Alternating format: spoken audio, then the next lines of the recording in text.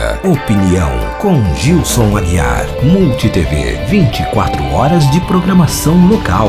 A TV onde Maringá acontece.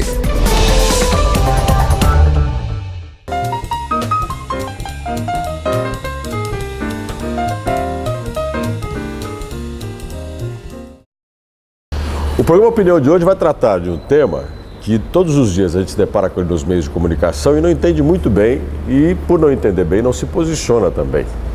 Que é a questão do comportamento dentro do ambiente de trabalho, quando você tem pessoas dentro desse comportamento que são homossexuais.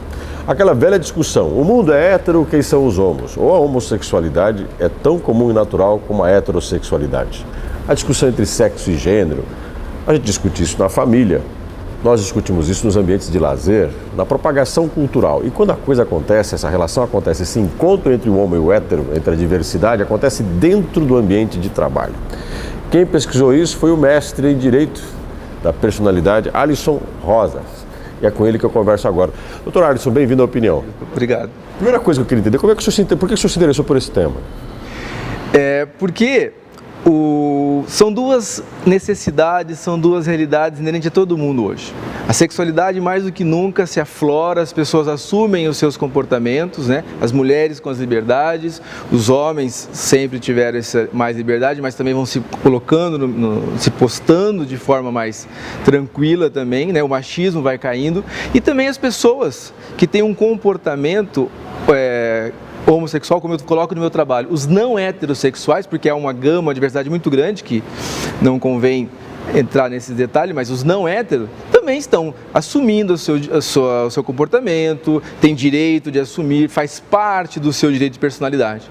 E todos hoje trabalham, né? Seja patrão, seja empregado, seja autônomo de prestação de serviço, de qualquer forma. Hoje todo mundo está trabalhando, né? Aquela figura da pessoa que fica em casa ou sustentado pelo pai ou pelo marido, vai se acabando. No mercado capitalista todo mundo está trabalhando. Então são duas realidades que se afloram e que se encontram e vão ter que conviver juntas de forma harmoniosa, porque o direito ao trabalho, o direito de trabalhar, de exercer a profissão que quer, que gosta, que deseja, e o direito de viver a sua orientação sexual, são dois direitos da personalidade e tem que viver harmoniosamente. Agora, quando se pensa no trabalho, claro que o Brasil hoje tem, da prestação de serviço, o setor que mais cresce. E é exatamente a relação de pessoas com pessoas, que são os clientes e os próprios funcionários dentro do ambiente de trabalho. E nessas relações tem os encontros entre as pessoas e as suas diversidades. Qual o limite entre isso ficar, né? Na escolha privada, isso eclodir dentro do ambiente de trabalho? Quais os problemas quando envolve, por exemplo, consumidores de produtos e serviços, que também têm sua postura, às vezes, não lá muito correta e às vezes tem seu preconceito? Primeira coisa que nós temos que ter em mente, que o respeito ao outro, ele tem que acontecer independentemente de qualquer coisa. Do gênero, da cor do cabelo, da cor da pele, da religião. Então, o respeito ao próximo é essencial em qualquer relacionamento, né? E a gente tem que viver isso e vive isso de forma muito intensa. No caso das minorias, né, elas têm que ser respeitadas, devem ser protegidas. Todavia, quando uma pessoa que vive, que está dentro de um grupo social entendido como minoria, ela se enfrenta essa maioria e nós trazemos uma carga histórica de preconceito, de culturas, de formas, de opiniões, porque o ser humano sempre teve um problema muito sério com o diferente, né, lidar com o diferente. Ela tem que saber lidar com isso. Primeira coisa, não se fazendo de vítima, né? As pessoas que vivem na minoria buscam os seus direitos, mas porém não podem se fazer de vítimas, né? O discriminado não pode se transformar numa pessoa frágil excessivamente em relação... Todo mundo me discrimina, tudo que fazem me discrimina.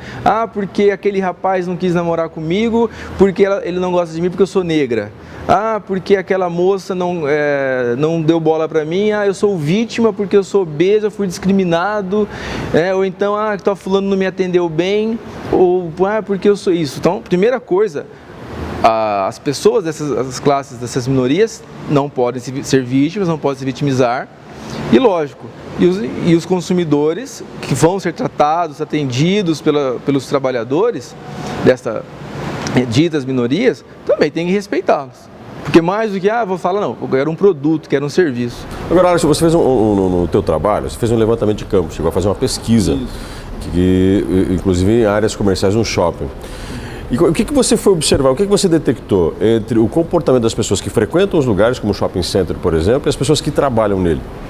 Então, essa ideia da pesquisa, ela surge por quê? Porque o shopping hoje é o grande, né, o próprio nome diz, é um grande centro de compras, as pessoas frequentam, vê-se nesses shoppings uma circulação muito grande de pessoas não heterossexuais que assumem isso de forma educada, de forma tranquila, certo? E então a ideia foi observar, sem interferir no ambiente, sem perguntar,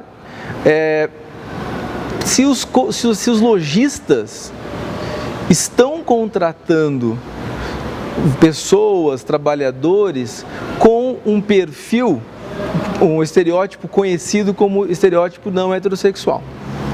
Ou seja, essa democracia em relação ao gênero, ela é só da porta para fora das lojas ou se ela existe dentro das lojas também?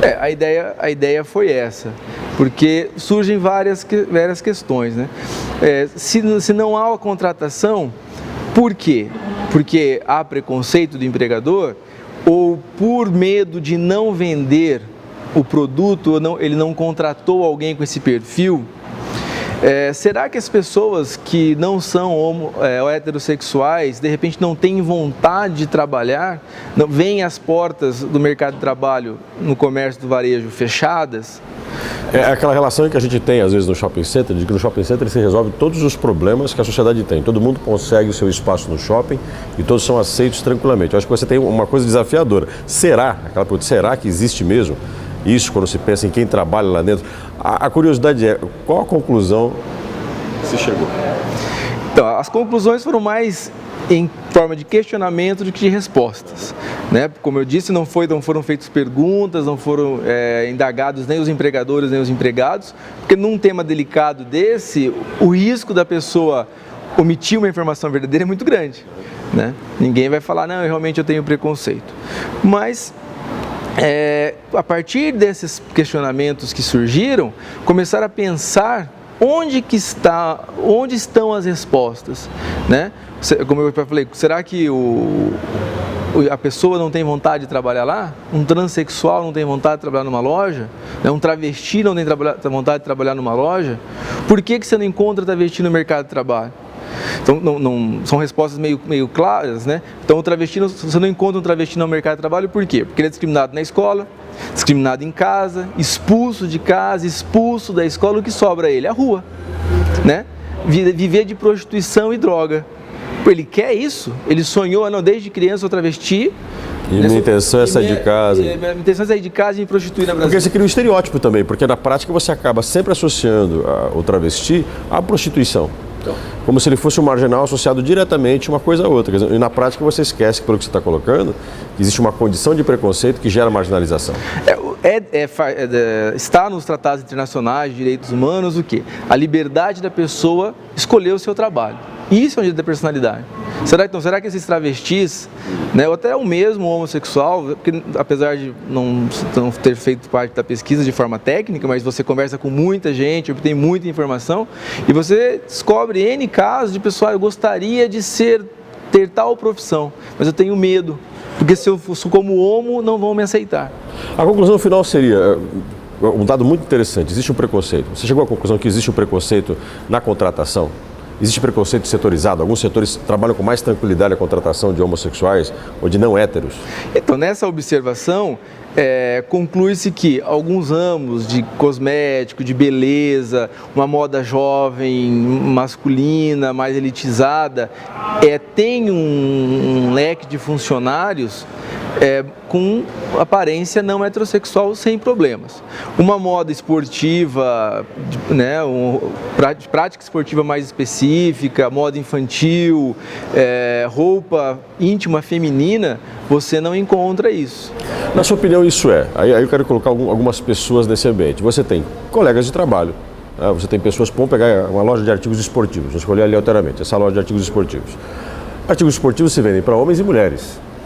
E você tem funcionários dentro dessa loja. Você tem um proprietário. e você tem um cliente. Aí está o encontro entre 3 elementos importantes. Desses elementos, aonde há mais resistência? Qual seria o fator determinante para a gente tentar romper esse espaço para que você possa ter uma inclusão, por exemplo, dos homossexuais no ambiente desse? Olha, Gilson, eu vejo o seguinte, o problema, para você chegar nesse ambiente, tem N fatores, N ambientes anteriores. Enquanto eu escrevia esse trabalho, e você vai observando, assistindo filmes, principalmente que retratam o preconceito ao negro, na década de 30, 40, 50 nos Estados Unidos, né? Pela produção cinematográfica, você observa o histórico de lá. Então, o preconceito ele tem que ser vencido antes. Das pesquisas, uma das conclusões que eu cheguei, os resultados que eu obtive pesquisando, principalmente a questão do preconceito dentro do material da área de psicologia, que os autores falam? O preconceito é um problema de enculturação. Então, eu estou preso à minha cultura e não me abro a culturas diferentes e me acho dono da verdade. Então, eu não aceito o outro. Ou então, eu não aceito a minha cultura, não respeito o meu meio e acho que tudo é melhor lá fora, menos o meu. Então, as pessoas têm que aprender a conviver com o diferente, com o outro. E Freud fala, outros psicólogos falam que o preconceito, ele nasce mais da dificuldade de eu me aceitar, de eu querer me enxergar, do que enxergar o outro. Então, na prática, a gente julga o outro para não avaliar quem é a gente. São as rotulações. Então, é mais fácil eu rotular o quê? Fulano, quem de determinada região é preguiçoso. Então, eu não tenho que pensar. Ele é daquela região, logo ele é preguiçoso. É um certo reducionismo, eu resumo. Exato. Então, por isso que se leva aos rótulos. Então, todo homossexual é isso, fulano é aquilo, mulher é aquilo, loiro é aquilo. Então, fulano é pobre. Ele é pobre porque ele é daquele jeito mesmo. Agora, porque quando eu paro para pensar, por que ele é pobre? Onde está a distribuição de renda? O que eu estou fazendo? O que eu não estou fazendo? Quando eu começo a pensar e vejo que o problema está em mim, eu não paro de pensar e deixo os rótulos prontos. Né? Doutor, tem alguns momentos em que a gente escuta no nosso dia a dia de que a heterossexualidade é natural, sempre existiu, de que na nossa história a homossexualidade é uma exceção. E no trabalho do senhor, o senhor faz um levantamento histórico. Faço. Qual a conclusão que o senhor chega? Bem, a homoafetividade, né? As pessoas do gênero masculino têm uma atração afetiva por pessoas do gênero masculino, ou as mulheres, né? Pessoas do gênero feminino têm uma atração afetiva pelo gênero feminino, sempre existiu. Né? Só que a sexualidade humana, ela sempre veio muito envolta na cultura. Né? Então, antes do cristianismo, o que nós tínhamos as relações homossexuais? Tínhamos. Mas o sexo, ele não pode ser visto com o que nós temos hoje. Primeiro, que a mulher era um mero objeto de procriação. Fazer sexo com mulher nem era bem visto. Né? Porque mulher, na Grécia... Ela era uma propriedade do homem. Só, perdão a palavra, só servia para tirar cria. Então, porque achava-se, olha a Grécia, né, os filósofos, que a mulher não era capaz de entender o belo. Tanto que as Olimpíadas, né, era feita só para homens e a praticavam de forma nu. Nu por quê? Porque a mulher não era capaz de entender o belo. Não é porque mulher vê homem pelado. Na prática, uma discriminação estética para a mulher. O inverso do que a gente tem hoje em relação à valorização da mulher. A relação, o ato sexual não pode ser comparado com hoje. Tanto na Grécia quanto em Roma, até nos outros povos antigos, essa relação homossexual, não se fala nem homoafetividade porque não tinha afetividade, né? O ato homossexual era uma questão de poder. Então, eu socialmente sou superior àquele outro e posso manter relação com ele desde que eu seja o ativo. Eu me aproprio do outro. Exato, então eu posso manter relação de forma ativa. Se eu, superior socialmente, mantenho uma relação de forma passiva, eu sou altamente discriminado na sociedade. Então ele estaria associado a uma certa posição social, de status social. Então não dá para fazer um paralelo com a afetividade, com o respeito, com o sentimento que nós vivemos hoje. Mas essa atração, essa relação, essa relação como um todo, né? E sempre existiu. No reino animal existe a homossexualidade. Então não é nem um fim do mundo. Conversei com o Dr. Alisson Rosa, que fez o trabalho sobre a discriminação sexual dentro do ambiente de trabalho. Um estudo sobre os não héteros, né, como ele mesmo colocou, né, não existe a homossexualidade, mas uma série de diversidade de gênero. Como é que isso ocorre dentro das relações de trabalho e também, fizemos agora no final, um resgate rapidamente histórico sobre esse tema. Doutor, muito obrigado pela sua presença aqui no Opinião. Eu agradeço o convite e estou à disposição. Um abraço a vocês, até o nosso próximo programa.